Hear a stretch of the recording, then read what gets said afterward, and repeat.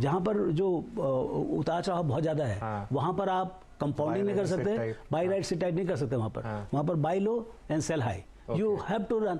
सी उसमें होता क्या है कि जब आपका डिस्पेयर मोड होता है, जब बहुत खराब समय आता है कंपनी में, तो साइकोलॉजिकली इन्वेस्टर्स जो है ना बहुत नीचे दाम में बेच चलाते हैं। That is the point of time you have two by. And जब बहुत अच्छा समय आता है तो इन्वेस्टर इतना उतावला हो जाता है कि उसको कुछ भी भाव देता है। सो वो दोनों सी अर्निंग्स भी बहुत खराब है, अर्निंग्स भी बहुत अच्छा है, लेकिन साइकोलॉजिकली जो इसका इन्वेस्टर का जो बर्ताव है उसका आपको एडवांटेज लेना पड़ता है। और वो जो है खराब को बहुत खराब करता है और अच्छे को सब आसमान चढ़ा देता है। उसमें रामदेव जी एक बस मैं हमेशा ये चीज पूछता हूँ कि उसमें हाइंडसाइट के साथ हम कह सकते हैं कि ये पॉइंट था जहाँ पर वो हो गया था, उसको प्रीएम्प्ट कैसे करें कि चलिए प्रीएम्प्ट का तरीका है, देखिए मतलब मैं उस टाइप का हूँ नहीं।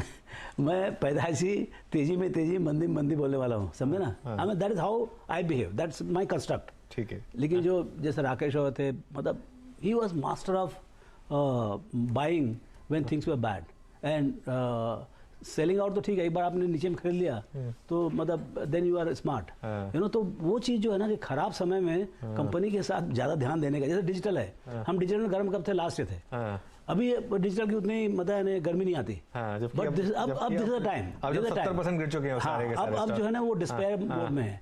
HPPP आईओसी बहुत खराब दिखता है, PSU है 10,000 का घाटा हुआ ये, but this is the time to talk about them. तो ये जो खराब समय में जो है ना मतलब क्या है, लेकिन अंदर से हमको नहीं लगता है, लेकिन there are people who are designed for that. ठीक है। सो वोलेटाइल कंपनी में आपको खेलने का है, that is the only way. Buy low sell high. Consistent company में can do buy and hold, even if वहाँ भी बहुत ज्यादा हो जाएगा तो करंट होगा। लेकिन अगर आप वहाँ हाई लेवल पे भी ले लेंगे तो आगे जाके मार्केट आपको थोड़ा तकलीफ देगा, आपको तो कोटेशन लॉस देगा, लेकिन वो आगे आपको ठीक कर देगा। लेकिन बाय एंड होल्ड इसमें वोलेटाइल में तो ऐसा है, यदि if you don't get out you are stuck for the whole life. तो एक पोर्टफोलियो का कितना हिस्सा कंसिस्टेंसी में होना चाहिए, कितना हिस्सा वोलेटाइल? मैं ये बोल सकता हूँ कि इंडेक्स का क्या बनावट है।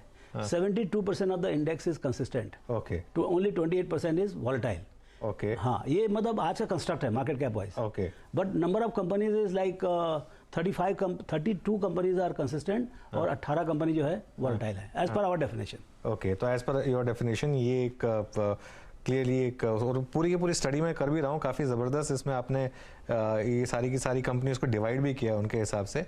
तो अब आगे जाते हुए एक जो 4 एक इंडस्ट्री लेवल फैक्टर्स आपने कंसिडर किए हैं, nature of demand, competitive land space, value inflow outflow और गवर्नमेंट रेगुलेशन। तो गवर्नमेंट रेगुलेशन से स्टार्ट करते हैं। गवर्नमेंट रेगुलेशन मतलब कितना इसको इम्पैक्ट करेगा आगे? देखिए, आपका बिजनेस में उसका इम्पैक्ट है कि नहीं उसके ऊपर है। जैसे आप हिंदुस्तान लीवर हैं, आप गोदरेज कंज्यूमर हैं या हॉर्लिक्स वाले हैं, या तो उसमें क्या गवर्नमेंट का उतना ज़्यादा रेगुलेशन नहीं है। बारिंग अनफोर्सिन सर्कमस्टेंसेस, जब उसमें वो कह देते हैं कि देखिए बहुत ज़्यादा क्रूड प्राइस बढ़ गया, आप थोड़ा सा कंट्रोल करिए, वो एक अलग लेवल मोर डायरेक्टिव। हाँ, मतलब हाथ पकड़े कोई कुछ करता नहीं वहाँ पर। मतलब business is basically allowed to be run free, even broking is allowed to be run freely, financial services are run freely.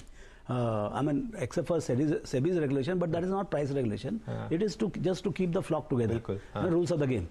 But basically, it's a free market. Okay, तो जहाँ, लेकिन क्या है, जैसे आपका HPPP IOC है या कोई भी दूसरा सेक्टर जहाँ पर भी डायरेक्ट इंटरवेंशन है, टेलीकॉम है, या जहाँ पर ज़्यादा रेगुलेटेड सेक्टर्स हैं, वहाँ पर जब गवर्नमेंट रेगुलेशन आता है तो उससे जो पूरा जो एक जो ढांचा बना रहता है कंपनी का, जो मोमेंटम रहता है, वो खत्म हो जाता है। जैसे स्टील में हुआ था, स्टील हुआ है, स्टील में हुआ आपका ये HPPP is right now they are passing through.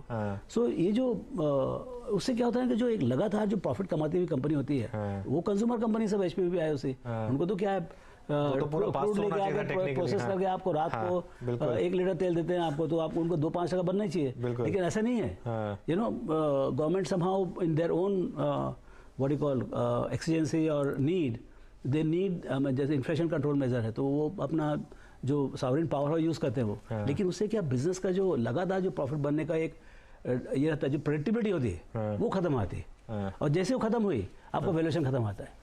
C valuation is dependent a lot. See growth will give you numbers, मतलब 100 का 200 होगा तो clearly you are double the, at least double valuable. But the multiple increase and decrease, हमने उसका study नहीं किया है, but multiple increase and decrease if you visually see has it also comes from consistency. यदि आप कंसिस्टेंट है तो मैं वही कंसिस्टेंसी से ग्रोथ लूँगा और वही कंसिस्टेंसी से फिर मल्टीपल बढ़ाऊँगा। अच्छा रामदेव जी, एक बहुत इंटरेस्टिंग चीज़, और ये थोड़ा सा लोगों को खैर आप आपने एक बहुत बड़ी वेल्थ क्रिएट की थी एक टाइम पे हीरो होंडा में, जो अब हीरो मोटो है। मैं देख रहा था कंसिस्टेंट सेक्टर्स और वॉलेटाइल सेक्टर्स। कंसिस्टेंट सेक्टर्स में ऑटो एंसिलरीज और वॉलेटाइल सेक्टर में ऑटोमोबाइल।